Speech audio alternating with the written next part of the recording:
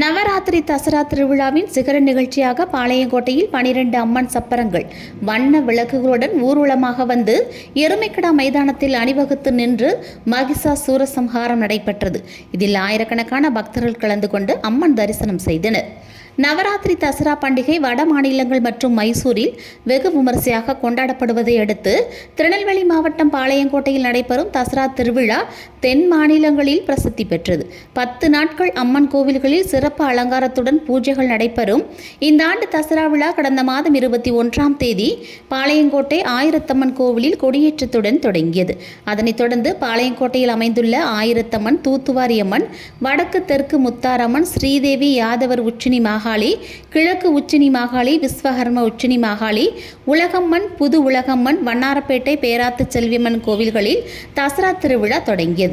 10 தினங்கள் நடைபெற்ற நவராத்திரி தசரா திருவிழாவில் தினமும் பல்வேறு அலங்காரங்களில் அம்மன் குழு வீற்றிருக்கும் வைபவம் நடைபெற்றது.